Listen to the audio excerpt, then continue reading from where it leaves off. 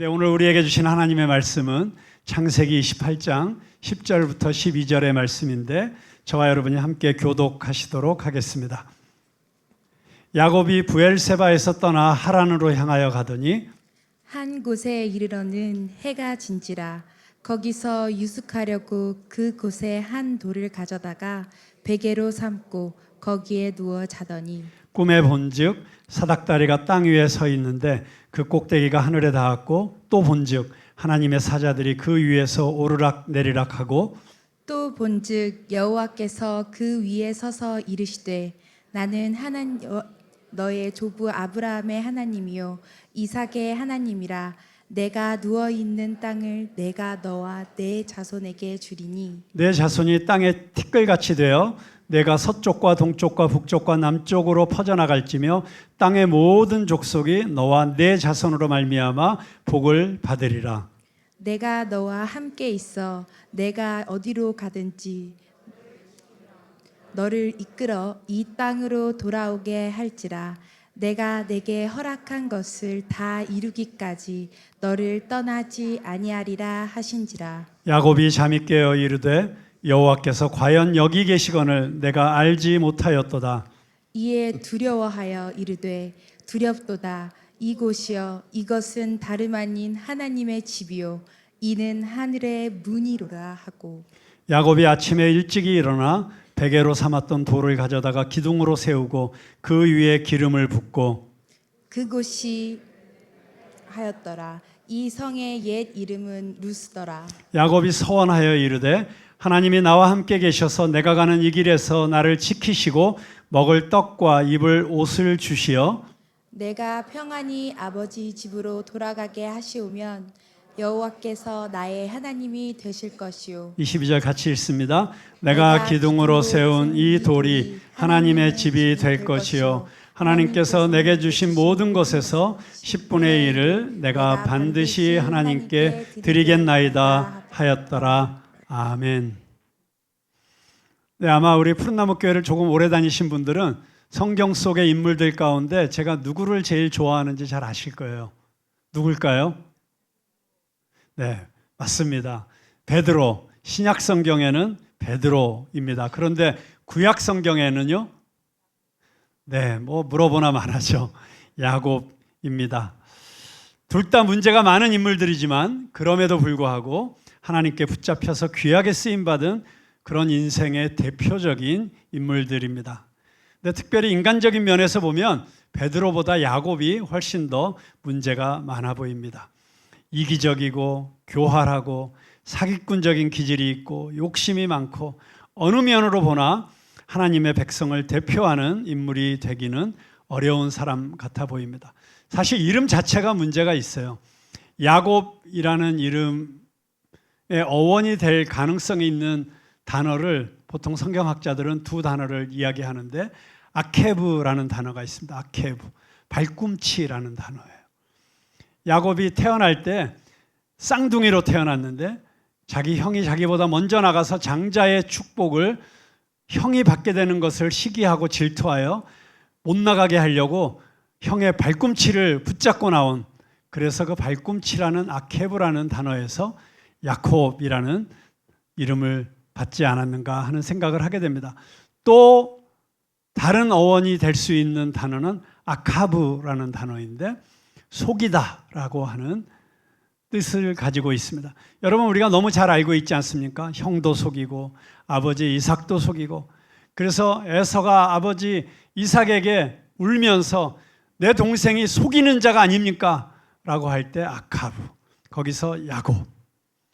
그러니까 아케브라고 하는 단어를 보면 야곱이 평생 무엇을 움켜쥐기 위해서 살았는지, 그가 얼마나 이기적이고 지독하게 탐욕스럽게 살았는지가 이름 속에 드러나고, 아카브라는 단어가 그의 이름의 어원이었다면 그가 자기가 원하는 것을 얻기 위해서 수단과 방법을 가리지 않고 무슨 짓이든지 할 수 있었던, 그 당시의 율법에서 가장 나쁜 죄로 정죄를 했던 눈먼 자를 속이는, 근데 자기 아버지를 눈이 멀었다고 속이는 이런 짓을 해서라도 자기가 원하는 것을 가지려고 하는 그런 그의 삶의 방식을 이야기해 주는 것이 그 이름이라고 할 수 있습니다. 그런데 놀라운 사실은 그의 할아버지 아브라함, 놀라운 믿음의 사람이죠. 그의 아버지 이삭, 놀라운 순종의 사람이죠. 그의 아들 요셉, 놀라운 은사의 사람이죠. 정말 대단한 사람들인데 아브라함, 이삭, 요셉이 아닌 바로 이 문제성 많은 인간 야곱을 통해서 하나님께서는 하나님의 백성 이스라엘이라는 이름을 주셨습니다. 그리고 성경은 언제나 야곱을 이스라엘 백성과 동일시하고 있는 것을 발견하게 됩니다. 뿐만 아니라 우리에게 정말 수수께끼 같은 사실은 인간적으로 볼 때는 정말 매력적이고 남성적이고 호탕하고 용맹했던 형 에서가 아니라 이 문제가 많은 찌질한 인간, 거짓말장이, 비열한 인간 야곱이 아브라함으로부터 흘려 내려오는 그 축복의 유업, 이 가문의 유업을 물려받게 되는 이야기가 너무나도 신비하고 놀라워서 수천 년이 지난 오늘날 우리들에게도 여전히 많은 도전과 영감을 주는 이야기라고 아니할 수 없습니다. 앞으로 몇 주간에 걸쳐서 우리는 야곱이 형 에서의 보복이 두려워서 도망가는 나그네 신세에서부터 하나님의 축복을 받아 큰 가문을 이루고 마침내는 위대한 종교 개혁가의 자리에까지 나아가게 되는 한 드라마틱한 인생의 여정을 살펴보고자 합니다. 우리 모두의 인생은 여정이라고 할 수 있죠. 그런데 그 여정은 신앙적으로 볼 때 하나님께서 우리를 이 땅에 보내신 하나님의 목적이 이끄는 삶이라는 책 제목도 있지 않습니까? 그 목적이 이끄는 삶의 그 목적을 발견하는 것을 우리는 데스티니라고 하죠. 내가 이 땅에 태어난 삶의 목적, 소명, 부르심, 그거를 종합적으로 이야기하면 데스티니라고 할 수 있는데 제가 데스티니에 대한 설교도 한 2년에 걸쳐서 했습니다마는 우리 인생의 가장 중요한 사명은 그 데스티니를 발견하는 것이죠. 그리고 우리가 이 땅에서 이루어낼 수 있는 가장 위대한 성취는 그 데스티니를 이루어내는 것이라고 할 수 있습니다. 하나님의 뜻을 알고 그 뜻을 이루어내는 인생. 저는 그런 인생의 아주 대표적인 인물이 야곱이라고 생각합니다. 성경에 보면 야곱처럼 그의 일생이 이렇게 디테일하게 자세하게 묘사된 사람이 거의 없어요. 정말 드물도록 이 사람의 일거수일투족이 성경에 기록되어 있습니다. 그래서 한 사람의 생애를 통해서 하나님께서 어떻게 한 사람의 삶에 역사하시고 그에게 비전을 주시고 그의 인간적인 연약함에도 불구하고 그것을 마침내 이루어 가시는지를 보여주는 가장 대표적인 인물이라고 할 수 있습니다. 이 사람의 이야기를 통해서 저와 여러분을 향해서 오늘도 보여주시는 하나님의 뜻, 하나님의 섭리, 하나님의 계획, 하나님이 우리에게 주시는 데스티니를 이루어가는 저와 여러분이 되기를 소망합니다. 자, 그런데 야곱이 이렇게 자신의 데스티니를 이루어가는 여정 가운데 등장하는 아주 중요한 두 장소가 있습니다. 첫째는 베델이고 또 한 곳은 브니엘이에요. 둘 다 처음 들어보는 이름인가요? 그건 아니죠. 베델은 많이 들으셨죠? 베델 교회가 워낙 많기 때문에. 네. 그런데 브니엘이라는 이름은 조금 생소하실지도 모르겠어요. 이제 곧 몇 주 안에 우리가 브니엘이라는 장소도 찾아가게 될 것입니다. 자, 이 베델이라고 하는 이곳은 특별히 야곱에게 아주 중요한 의미를 갖습니다. 왜냐하면 야곱은 지금까지 태어나서 형의 장자권을 빼앗기 위해서 그 장자권을 통해서 부어지는 하나님께서 아브라함에게 주셨던 그 약속의 유업을 붙잡기 위해서 몸부림치고 노력했지만 지금까지의 그의 삶은 철저하게 자기중심적이고 자기 실력으로 자기 방식으로 자기 머리를 굴려서 그것을 얻어내고자 했던 삶이었고 자기 방식대로 그것을 얻어내려고 했던 인생이었어요. 하나님과는 별로 상관이 없는 인생이었고요. 그가 하나님의 이름을 처음 언급한 장면을 보면 방자하게도 하나님의 이름을 이용해서 아버지 이삭을 속이는 그런 장면에서만 하나님의 이름을 언급하고 그 외에는 기도를 했다든가 큐티를 했다든가 예배를 드렸다든가 이런 이야기가 전혀 등장하지 않고 있습니다. 그런데 바로 이곳에서 그는 아버지 이삭을 통해서 자기에게 주어진 축복의 유업, 믿음의 유산을 자기 것으로 만드는 놀라운 인생의 전환점을 갖게 됩니다. 우리의 모든 유업은 그냥 주어진 것이 아니라 누군가를 통해서, 많은 경우에 그것은 우리의 부모님들을 통해서, 아니면 선생님을 통해서, 친구를 통해서, 내가 존경하는 어떤 사람을 통해서 우리에게 전달되어진 유업이라고 할 수 있습니다. 근데 그 유업이 나의 것이 되려면, 그 믿음의 유산이, 헤리티지가 내 것이 되려면 그것이 나를 통해서 하나님과 새롭게 맺어지는 그런 역사가 일어나야 돼요. 근데 그 역사가 일어나는 것을 우리는 베델이라고 할 수 있습니다. 그래서 하나님께서 우리에게 주신 데스티니, 약속의 유업을 반드시 이루어 가기 위해서 꼭 거쳐야 되는 장소가 있는데 바로 그 장소가 베델이라고 하는 것입니다. 아버지의 하나님이 나의 하나님이 되는 곳, 베델. 자, 그 이야기를 시작해 보도록 하겠습니다. 쌍둥이로 태어난 야곱이 간발의 차이로 둘째가 되었죠. 차남으로 태어난 야곱이 가장 부러워한 것은 아쉽게 놓친 장자의 권리였습니다. 장자로서 아버지의 축복과 유업을 이어가는 이 권리를 얻는데 모태에서는 밀렸지만 그것을 만회하기 위해서는 무슨 일이라도 하겠다고 마음을 먹었습니다. 근데 여러분, 욕심사납게 보이지만 아버지의 유업을 이어받는, 또는 부모님을 통해서 나에게 주신 하나님의 축복을 내 것으로 만들기 위해서는, 누군가의 전도를 통해서 내가 하나님을 알게 되고 하나님께서 약속하신 그 모든 성경의 축복들을 내 것으로 만들기 위해서는 가장 중요한 것이 그 약속을, 그 축복을 사모해야 된다는 것입니다. 그것을 지금 야곱은 우리에게 가르쳐주고 있어요. 어떤 대가를 지불하더라도 그 약속을, 그 축복을 내 것으로 만들겠다라고 소망하는 것입니다. 내가 소망하지 않는데 그 유업이 이어지는 일은 결코 일어나지 않습니다. 여러분, 성경 속에서 약속하신 그 많은 하나님의 약속들이 내 것이 되기를 원하십니까? 우리의 부모님을 통해서, 우리의 믿음의 선배를 통해서 나에게 주어진 그 축복의 유업을 내 것으로 만들기를 소망하십니까? 그렇다면 사모하셔야 됩니다. 불행하게도 맏아들 에서는 이 유업에 관심이 없었습니다. 에서는 사람 너무 좋았어요. 에서가 보면 얼마나 호탕해요. 팥죽 한 그릇 가지고 형의 장자권 날 주면 이 팥죽 줄게. 그래? 가져. 사실 심플하잖아요. 복잡하지 않아요. 계산하지 않습니다. 그냥 즉석에서 그냥 결정하고 그대로 실행하는. 자기 동생이 아버지를 속여서 자기의 축복을 다 빼앗아갔다는 이야기를 듣고 처음에는 내가 반드시 아버지 죽고 나면 이 아들 죽여버리겠다고 분노에 가득 차서 막 화를 냅니다. 그런데 나중에 보니까 그 동생이 돌아오니까 또 그냥 끌어안고 울면서 그냥 시원하게 용서해주는 이런 성품이 좋은 사람이었어요. 인간적으로는 좋은 사람이었습니다. 그런데 이 에서의 문제점이 뭐였느냐?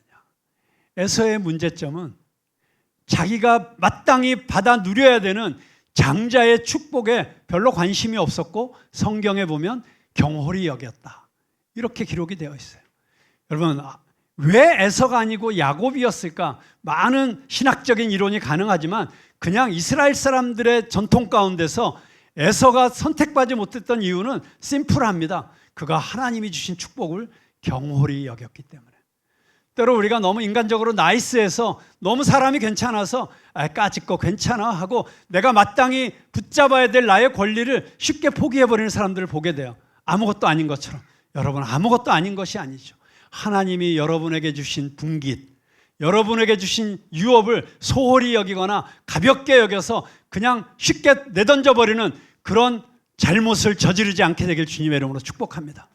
하나님이 나에게 주신 것 반드시 꼭 붙잡고 이것이 반드시 이루어지도록 기도하면서 씨름하면서 반드시 이루어내는 여러분 다 되시기를 주님의 이름으로 축복합니다. 또 하나 에서의 문제는 하나님과 상관없이 살았다는 거예요. 성경에 보니까 에서가 기도했다는 얘기가 한 번도 등장하지 않아요. 하나님과 상관없이 살았어요. 그리고 하나님이 주신 분깃, 하나님이 주신 이 놀라운 축복도 우습게 여겼어요. 그래서 에서가 선택을 받지 못했습니다. 반면에 인간성은 좀 더러웠지만 야곱은 하나님의 축복을 받는 일, 하나님의 유업을 이어가기 위해서 아비의 축복을 받는 일에 모든 것을 걸고 있는 것을 보게 됩니다. 그렇게 악착같이 그 축복을 받아내고자 하는 오히려 그런 모습이 이스라엘 민족의 그 신앙과 철학, 인생관 속에서는 훨씬 더 존중받는 삶이었다는 것을 우리는 알 수 있습니다. 물론 잘못된 방법으로 쟁취하기 위해서 형을 속이고 아버지를 속이고 그 대가를 혹독하게 치르게 됩니다. 방법은 잘못되어 죽을 고생을 하게 되고 돌고 돌아가느라 세월은 낭비하게 되지만 그 사모함과 간절함이 결국 데스티니에 이르게 만드는 것입니다. 여러분, 하나님을 위하여 위대한 일을 사모할 수 있게 되기를 주님의 이름으로 축복합니다. 나는 할 수 없다. 나 같은 게 어떻게 그런 사명을 감당할 수 있겠어? 그런 두려움과 불안과 열등감은 십자가 앞에 내려놓으시고 영적으로 선한 일을 담대하게 사모하십시오. 하나님이 주시는 귀한 마음이 있다면, 믿음의 선배들을 통해서 당신 마음에 사모하는 유업이 생겼다면 그냥 흘려보내지 마시고 반드시 꼭 붙잡으십시오. 아유, 내가 이 나이에 뭘 하겠어요? 아닙니다. 모세는 80에 그때부터 진정한 하나님이 세우신 리더가 되었다는 사실을 기억하십시오. 갈렙을 기억하십시오. 나이가 중요하지 않습니다. 또는 내가 너무 어리다고? 아닙니다.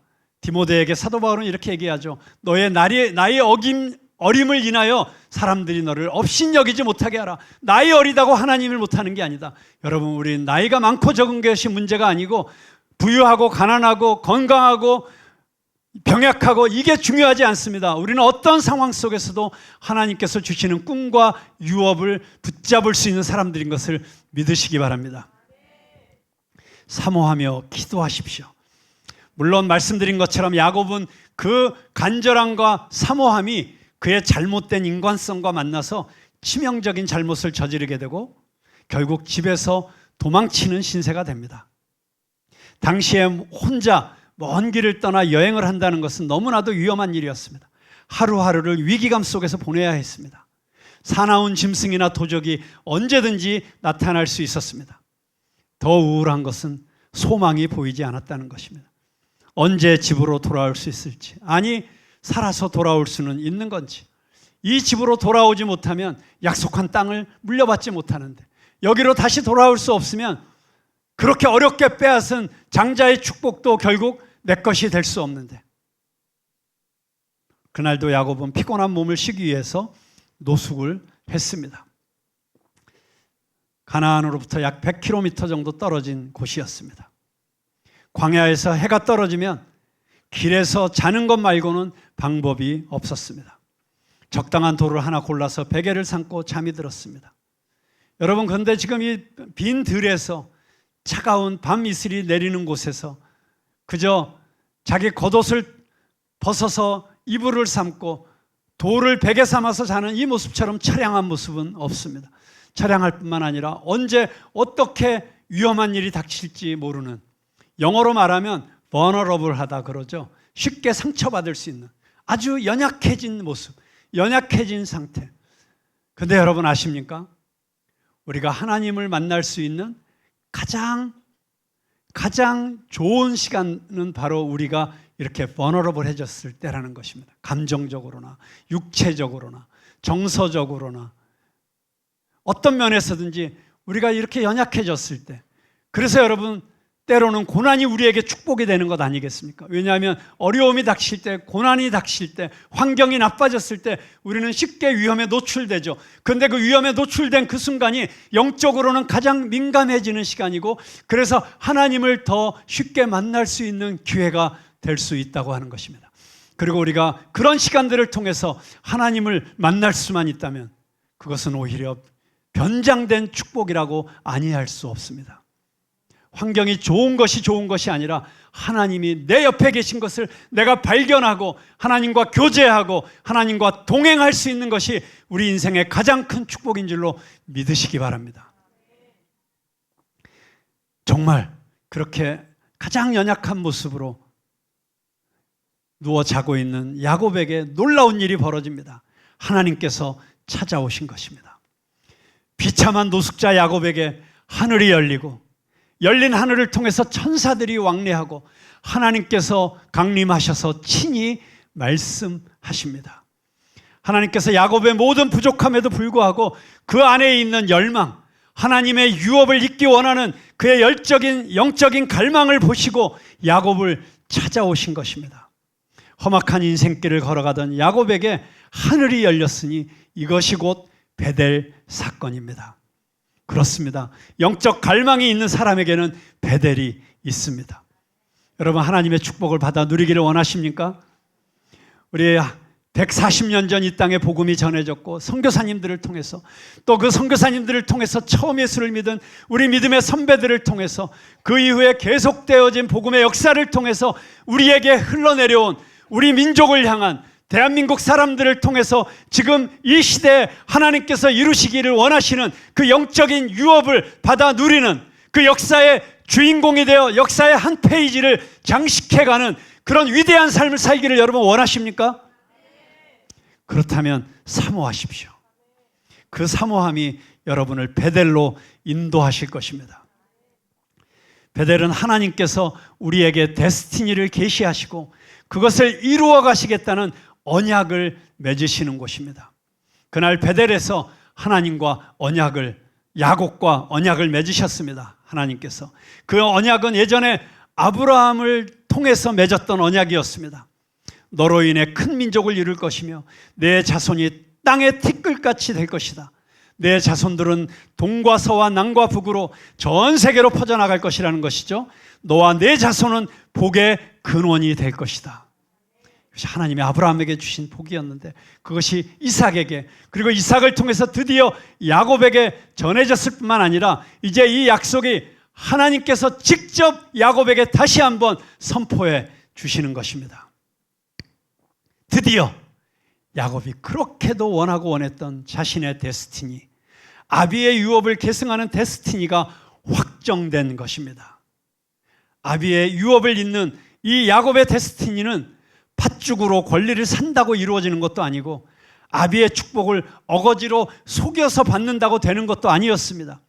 믿는 가정에서 태어난다고 저절로 되는 것도 아니고 유명한 사람들의 축복 기도를 많이 받는다고 되는 것도 아닙니다. 이 유업, 이 축복을 이어가는 데스티니는 하나님과 만나는 베델이 있을 때 그곳에서 하나님께서 아버지와 맺었던 언약을 나와도 맺어주실 때 그때 비로소 시작되는 것입니다. 더 이상 할아버지의 하나님, 아버지의 하나님이 아니라 나의 하나님이 되실 때 아비의 데스티니가 아닌 나의 데스티니가 시작되는 것입니다. 목사님의 하나님이 아니라 장로님의 하나님이 아니라 선생님의 하나님이 아니라 나의 하나님을 만나고 내가 그분과 언약을 맺을 때 나의 역사가 새롭게 시작되는 줄로 믿으시기 바랍니다. 사도 바울의 인생이 아니라 내 인생에 찾아오셔서 말씀하시는 하나님과의 만남이 있어야 됩니다. 제가 우리 교회에 많은 믿음의 정말 유인들이라고 할 수 있는 분들을 많이 초대하잖아요. 안민 장로님, 박수웅 장로님 많이 초대하셔서 그분들의 이야기를 여러분들에게 들려드리는 이유는 참 대단하시다 감탄하고 부러워하라고 모시는 것이 아닙니다. 그 이야기를 들으면서 도전받고 여러분 안에 사모함과 갈망이 생겨나기를 바라기 때문입니다. 그런 의미에서 제가 짜잔 예고편이 있습니다. 지난주에 제가 이재모 피자 이야기했죠. 제가 지난주 수요일 목요일 이틀 동안 부산에 다녀왔습니다. 그 짧은 방문 중에 4시간 동안 그 이재모 피자의 김익태 장로님과 대화를 나누었습니다. 또 새로운 간증이 있으시더라고요. 정말 그 전에 들었던 간증만으로도 너무 기가 막혔는데 지난 몇 주 동안의 그분의 인생에 있었던 어쩌면 가장 힘들고 어려웠던 시간이었는데 그 시간을 통해서 하나님께서 승리하게 하신 간증을 들으면서 제가 얼마나 가슴이 벅차오르는지 모릅니다. 그래서 담대하게 초청했습니다. 장로님, 저희 교회에 오셔서 빨리 이 간증을 해주셔야 될 것 같습니다. 그 장로님께서 정말 수많은 교회에서 초청해 오지만 거의 웬만해선 가지를 않으신대요. 심지어 유키즈 온 더 블럭, 얼마 전 젠슨항이 나왔다. 거기에서도 초대가 왔는데 안 나가셔. 자기는 방송에 나가서 이런 얘기 하고 싶지 않다고. 그런데 흔쾌히 저희 교회 초청을 허락해 주셨습니다. 그래서 7월 12일 2시 청담살롱에서 여러분들을 만나 주시게 될 것입니다. 정말 그분을 만나는데 제가 너무 기분이 좋아지더라고요. 왜냐하면 목사님, 정말 하루하루가 이렇게 행복할 수가 없어요. 예수 믿고 사는 게 이렇게 복될 수가 없어요. 그게 그분이 사업이 잘 돼서가 아니에요. 사업이 되고 안 되고와 상관없어서, 인간관계가 잘 풀려서가 아니에요. 어쩌면 가장 어렵고 힘든 시간을 지나오셨어요. 그런데도 예수님 때문에 이렇게 행복하다고 고백할 수 있는, 그래서 부부관계도 너무 좋아지시고, 그분의 인생의 전환점이 되셨던 사건이 있는데, 자기는 열심히 예수 믿는다고, 그렇게 교회 봉사 열심히 한다고, 그렇게 선교 열심히 한다고 그렇게 뛰어다녔는데 어느 날 사모님 되시는 권사님이 내 인생에 대해서 어떻게 생각하냐고 물어봤더니 딱 한마디 하시더래요. 지랄하네. 그 충격이 이분을 거듭나게 만든 거예요. 내가 이렇게 열심히 살았는데 지랄이었다고? 근데 그 지랄이 지금은 지혜롭고 발랄한 걸로 바뀌었대요. 어떻게 그렇게 바뀌어서, 사모님도 잠깐 만나 뵀는데 두 분의 그 행복이 그냥 피어나는 것 같아요. 그래서 예수 믿으면서도 부부간에 이렇게 행복을 누리지 못하는 사람들, 자녀들하고 얼마나 요즘 행복한지 이 행복을 누리지 못하는 사람들에게 정말 이 이야기를 알려주고 싶다고. 그래서 우리 푸른나무 교회부터 시작하시자고. 근데 하나님께서 그동안은 어디를 못 나가게 허락을 안 하셨대요. 근데 이제 뭔가 이거를, 이 이야기를 나누어도 될 것 같은 그런 시즌이 되었는데, 우리 푸른나무 교회는 언제나 그 축복을 누리지 않습니까? 7월 12일 기억하시기 바랍니다.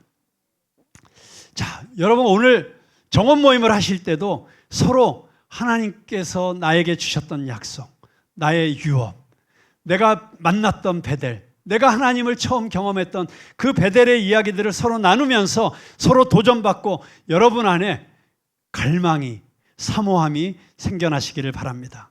다른 누군가가 아닌 내게 주신 데스티니, 내게 주신 유업, 그 유업을 발견하시는 여러분 되시기를 바랍니다. 그런데 흥미로운 것은 이 베델의 언약이 야곱의 큰 위기 가운데 맺어졌다고 하는 것입니다. 많은 경우에 이 베델의 체험은, 많은 여러분들도 같이 고백하시겠지만, 가장 힘들고 어려운 인생의 위기 속에서 이루어지는 경우가 많습니다. 왜 그럴까요? 아마 그만큼 갈급하기 때문이 아닐까요? 인간의 노력이 한계에 다다르는 그때, 정말 하나님 아니면 길이 없다고 생각되는 그때, 우리에게 오히려 하나님의 은혜의 길이 열리게 될 줄로 믿습니다. 베델의 체험은 야곱의 인생을 송두리째 바꿔놓습니다. 그의 진정한 데스티니가 시작이 된 것입니다. 데스티니는 하나님을 만나서 그분과 언약을 맺을 때 비로소 시작이 됩니다.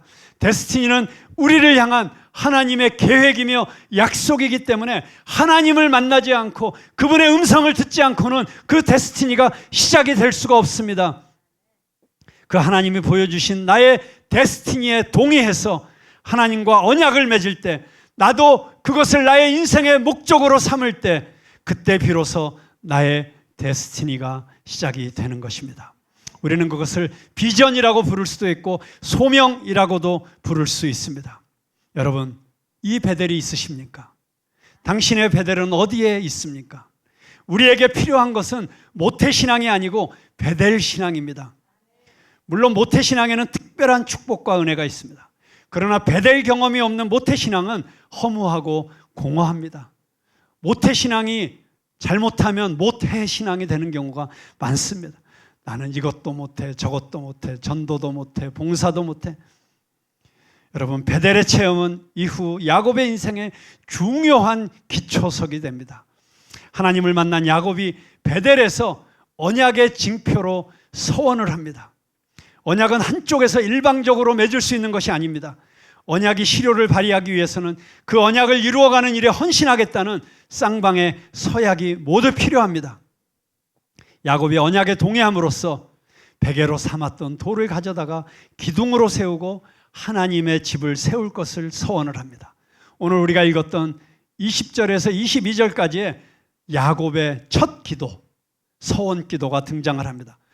저 기도가 나의 기도가 되기를 소망하며 한번 같이 읽어보도록 하겠습니다. 시작. 하나님이여 나와 함께 계셔서 내가 가는 이 길에서 나를 지켜주시고 먹을 떡과 입을 웃으시옵소서.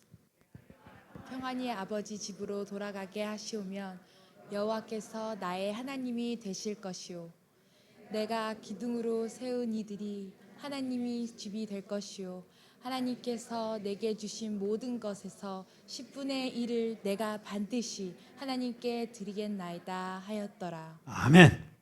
아까도 말씀드렸지만 야곱이 드린 첫 기도예요. 그의 인생 가운데 뭔가 경건한 영적인 신앙적인 첫 번째 행위를 한 것입니다. 그래서 이렇게 기도를 드렸어요. 초신자의 기도라고 할 수 있죠. 자, 근데 여러분 이 서원 기도가 마음에 드십니까? 이 기도를 지금 내 기도라고 드리면서 마음속에 기쁨과 감격이 막 넘쳐 흐릅니까? 아니면 기도를 드리면서 조금 찝찝합니까? 네, 여러분 이게 기도 맞습니까? 기도가 아니라 거의 협상이죠. 하나님과 지금 바게인을 하고 있는 그런 내용 같습니다. 보세요. 하나님, 나와 함께 계셔 주셔서 이 길에서 나를 지켜주시고 먹을 떡과 입으로 주세요. 그리고 내가 평안히 아버지 집으로 돌아오게 해주세요. 지금 계속 자기의 필요를 하나님께 구하고 있어요. 그러면서 이렇게 약속을 합니다. 만약 그렇게 해주시면 여호와께서 나의 하나님이 될 것이요 내가 하나님을 하나님으로 모시겠습니다. 그 다음엔 뭐예요? 하나님, 내가 기둥으로 세운 이 돌이 하나님의 집이 될 것이요 요즘식으로 얘기하면 제가 교회 하나 지어 드릴게요.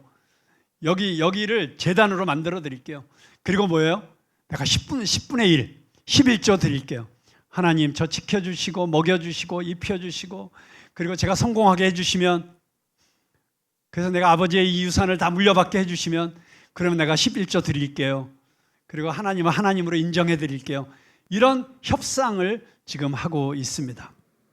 그런데 놀랍게도 이런 수준의 협상 수준의 기도도 하나님께서 받아주십니다. 저는 이 모습 속에서 정말 너무나도 놀라운 은혜를 받습니다. 왜냐하면 하나님께서는 언제나 우리의 수준에 맞게 우리를 상대해 주신다는 것입니다. 그래서 여러분 너무 신앙생활을 시작하자마자 너무 수준 높은 기도를 못 드리는 것에 컴플렉스를 갖지 않으시기를 바랍니다. 그냥 단순하게 내가 드릴 수 있는, 아빠 나 배고파요, 아빠 나 저거 먹고 싶어요, 어린아이들이 아빠에게 그렇게 이야기하듯이 여러분 특별히 이 자리에 계시는 초신자들께서는 초신자의 특권을 마음껏 사용하실 수 있게 되기를 바랍니다. 그냥 조르세요. 너무 내가 이런 것까지 구하는 게 하나님께 좀 염치 없는 거 아닐까? 그래서 수준 있게 하나님 감사합니다.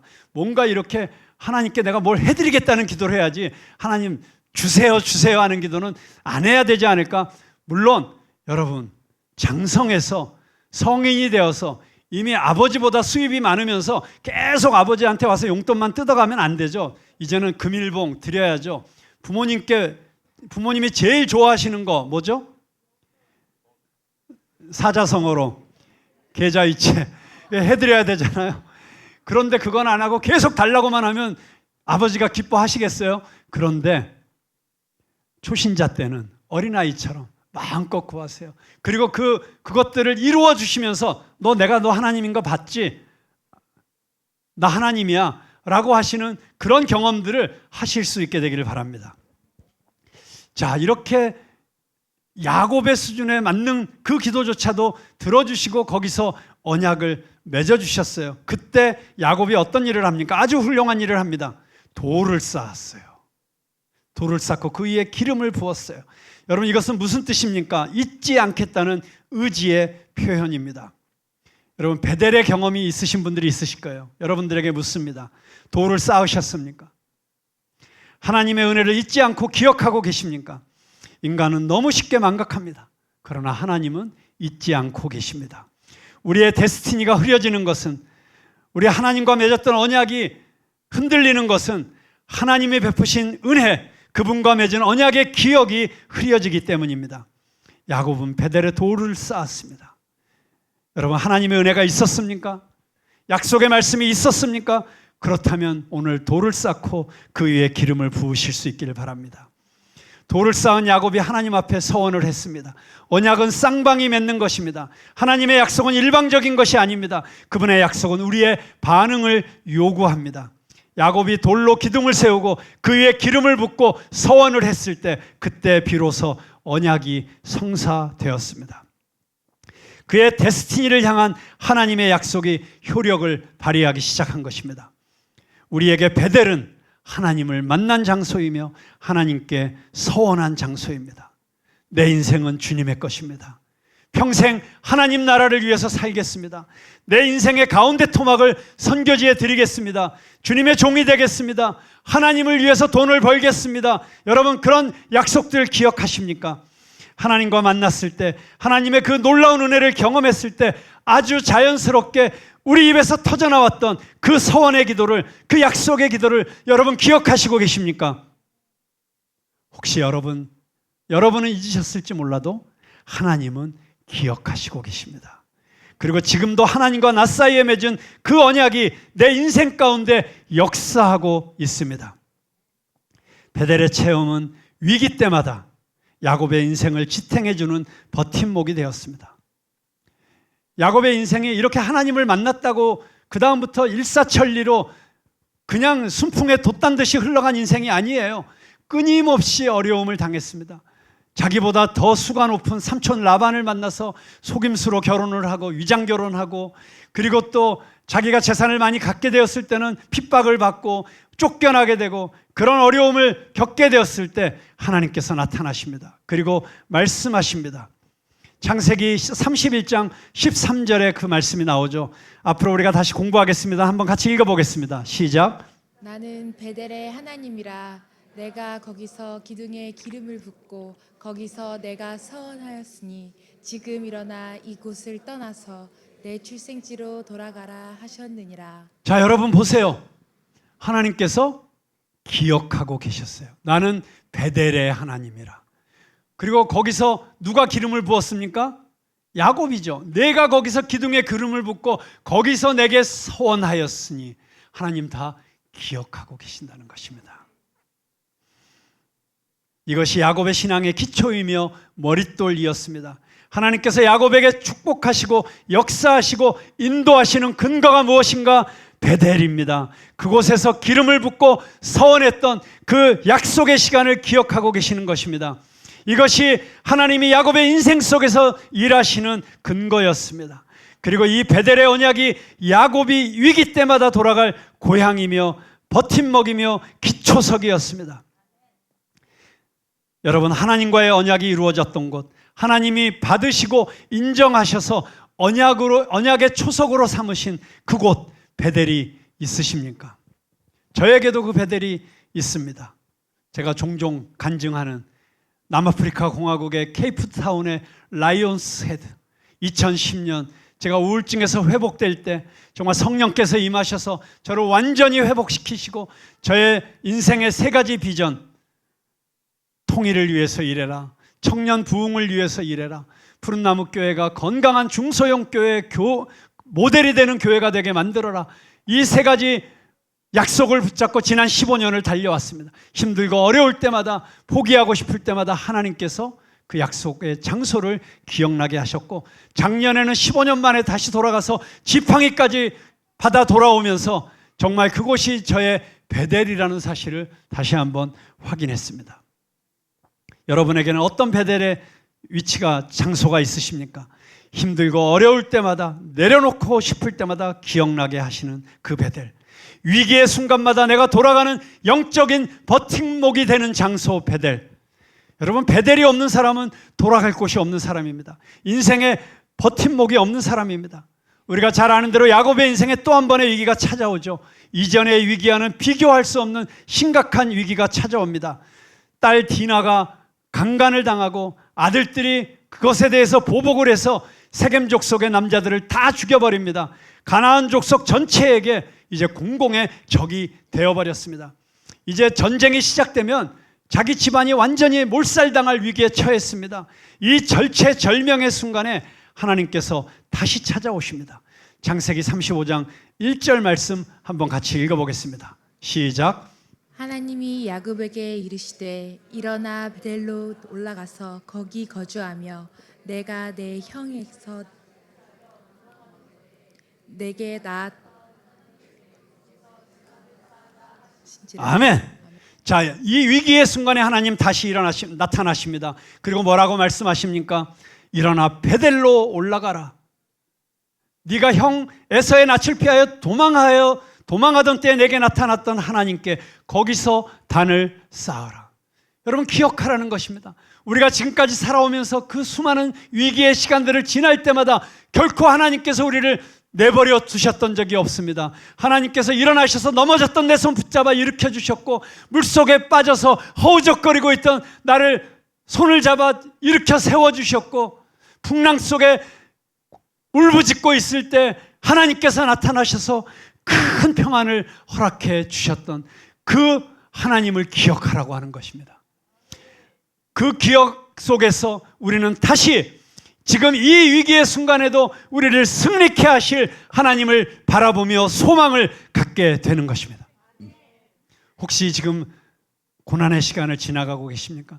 아니면 지금은 평탄할지라도 어쩌면 여러분의 인생 가운데 또 다른 고난의 시간이 찾아올지도 모르겠습니다. 그러나 그럴 때마다 기억하십시오.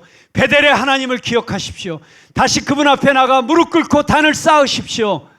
그때 하나님께서 여러분을 다시 일으켜 세워주실 것이고 더 큰 승리를 주실 것이라는 사실을 믿음으로 붙잡으십시오. 반드시 그런 일이 일어나게 될 것입니다. 이제 말씀을 마치려고 합니다. 창세기 35장 10절 말씀입니다. 10절부터 15절 말씀, 우리에게 주시는 축복의 약속의 말씀으로 함께 큰 목소리로 선포하겠습니다. 시작. 하나님이 그에게 이르시되 내 이름이 야곱이야마는 내 이름을 다시는 야곱이라 부르지 않겠고 이스라엘이 내 이름이 되리라 하시고 그가 그의 이름을 이스라엘이라 부르시고 하나님이 그에게 이르시되 나는 전능한 하나님이라 생육하며 번성하라 한 백성과 백성들의 총회가 내게서 나오고 왕들이 내 허리에서 나오리라. 내가 아브라함과 이삭에게 준 땅을 내게 주고 내가 내 후손에게도 그 땅을 주리라 하시고 하나님이 그와 말씀하시던 곳에서 그를 떠나 올라가시는지라. 야곱이 하나님이 자기와 말씀하시던 곳에 기둥 곧 돌기둥을 세우고 그 위에 전제물을 붓고 또 그 위에 기름을 붓고 하나님이 자기와 말씀하시던 곳의 이름을 베델이라 불렀더라. 아멘. 여러분, 하나님은 야곱을 향한 그분의 언약을 다시 상기시키십니다. 야곱아, 너의 데스티니가 무엇인 줄 아느냐? 네가 이 땅 가운데 태어난 너의 부르심이 무엇인 줄 아느냐? 너는 야곱, 거짓말하는 자, 움켜쥐는 자가 아니라 이스라엘이다. 하나님과 겨루어 이긴 자다. 하나님의 축복을 받는 자, 하나님이 통치하시는 존재, 너로 인해 큰 민족을 이루며 왕들이 내 허리에서 나올 것이다. 이 위대한 데스티니, 청년의 때 베델에서 주셨던 하나님의 약속을 다시 기억나게 하시고 그곳으로 다시 초대해 주십니다. 야곱의 인생은 청년의 때에 만났던 하나님, 그때 주신 그 비전, 인생의 데스티니를 붙잡고 여기까지 온 인생이었습니다. 여러분, 다시 묻습니다. 여러분에게는 베델이 있으십니까? 언약이 상기되고 되살아나는 장소가 있으십니까? 혹시 베델의 언약이 퇴색되지는 않았습니까? 오랫동안 잊고 지내지는 않았습니까? 오늘 주님께서 초청하십니다. 베델로 돌아가라. 돌아가서 보아라. 내가 쌓았던 돌들을 보아라. 아직도 꿋꿋하게 서 있는 그 돌 무더기가 보이느냐? 내 육신은 늙었을지라도 그들은 그곳에 변치 않고 서 있다. 그 별들이, 그 돌들이 변치 않고 서 있는 한 베델의 약속은 퇴색되지 않는다. 오늘 하나님께서 말씀하십니다. 돌아가라. 베델로 돌아가라. 돌아가서 내가 쌓고 기름 부었던 돌들을 다시 돌아보라. 야곱은 위기의 순간마다 그의 데스티니를 기억나게 해주는 베델로 돌아갔습니다. 이것이 야곱이 마지막까지 피니싱 웰, 끝까지 경주할 수 있었던 힘의 원천이었습니다. 당신은 베델이 있으십니까? 그것이 없다면 오늘 시작하십시오. 우리 청년들이 오늘 찬양하는 모습이 너무 귀했습니다. 청년의 때 가장 중요한 것은 여러분 청년의 때 베델의 경험을 하는 것입니다. 여러분의 인생의 베델이 만들어지는 것입니다. 우리 인생의 고비마다 우리를 기억하시고 건져주시는 분, 고아와 과부를 멸시하지 않으시고 오갈 데 없고 기댈 것 없던 청년 야곱을 길거리에서 돌베개 베고 자던 야곱을 버려두지 않으신 하나님, 그분은 베델의 하나님이십니다. 그 하나님이 나의 하나님이 되고 그 하나님이 우리의 자녀들의 하나님이 되시기를 주님의 이름으로 축복합니다. 기도하겠습니다.